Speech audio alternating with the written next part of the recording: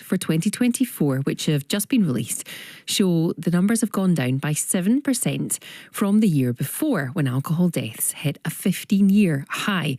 Earlier, I spoke to Alison Douglas from Alcohol Focus Scotland, and she said that fall is welcome, but the deaths remain double what they were in the 90s. She's calling for greater support for those struggling with alcohol dependence. We need to be addressing availability, but for those people who already are drinking and putting their health at risk, we need to be identifying them earlier through liver testing, and we need to be increasing access to help and support, because we've seen an incredible 40% drop-off in the number of people accessing treatment in the last 10 years. Okay. And that's not because the problem's going away, it's because the services are not readily available to people. Marie Todd is the Minister for Drugs and Alcohol. Good afternoon. Good afternoon. Thanks for joining us. There has been a decrease this year compared to last year. What are you putting that down to? So I guess the first thing for me to say is we really welcome that decrease. But behind those figures, behind those numbers, are families who are mourning, communities who are feeling the loss of individuals who've lost their lives. Still far too many of them losing their lives every year to alcohol in Scotland. I think we have put in place over the course of a long period of time a number of impacts, including the minimum unit pricing of alcohol policy, which have made a difference, but we have more to do. What is that more to do then? What are you planning?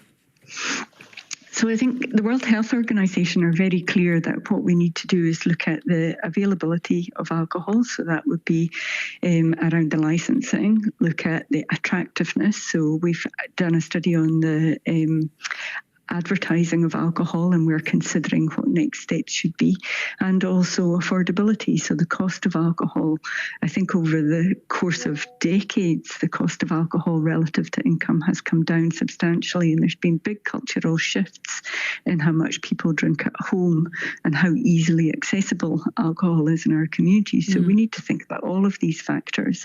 We do also need to think, as Alison Douglas from Alcohol Focus Scotland said, we need to think about how we screen for alcohol. Alcohol's a legal drug, and it's not just legal, it's culturally condoned, it's popular.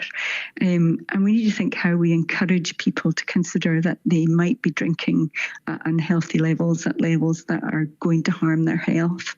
And we need to be finding people who are drinking too heavily and putting support in early before they are suffering real consequences from it. And Alison Douglas also did say that there's been a 40% drop-off in the past decade of those accessing services, and it's her belief that's because those services just aren't there.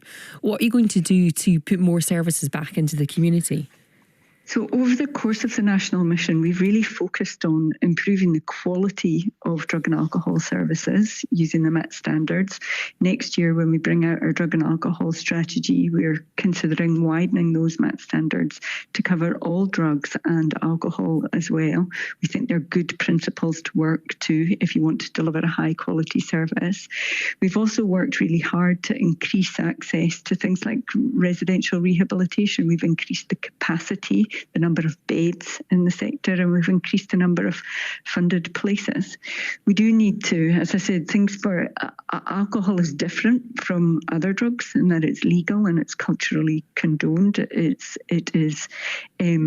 It has quite a strong place in our culture in Scotland, and that's been long recognised that we have an unhealthy relationship with alcohol. So we really need to reflect on how we help people to understand that they might be drinking too heavily.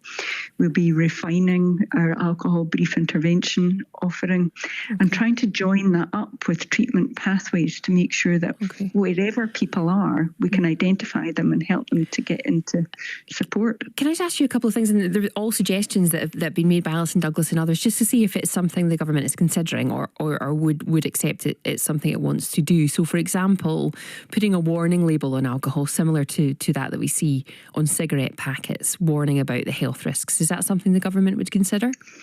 So certainly we're keen to work with the UK government on a four-nation approach to warnings. Warnings around the risks to drinking in pregnancy are pretty common. We want them to be universal. Warning around the calorie content. Alison's right, though, to talk about the statistics that we are seeing today are very much the tip of the iceberg. So these 1,185 people who have lost their lives directly to alcohol death. Yeah. Those are likely to be people who have died of liver failure. That is the tip of the iceberg, though, and alcohol is a contributory factor in the development of many cancers and in the experience of much cardiovascular disease. So we do need to think about the broader health impact. Yeah, so what about a warning label then? We'll certainly consider anything to try to encourage people in Scotland to think differently about alcohol, to recognise that it's a harmful substance. It would be significantly more straightforward for us to take an approach on that as a four nations basis. And minimum unit pricing, you mentioned that as well. Something else that's been asked for is for it to be uprated along with inflation. Is that something that you would do? I'm very interested in exploring that. I think that the annual uprating, being in the political space, is probably not a helpful place for it to be, and to consider something more automatic would be useful. The challenge is defining a formula that would tell us how to uprate it. There's different figures that can be used and different ways that we could do it, but I'm pretty sure we could reach agreement, and that would be a sensible way forward, I think.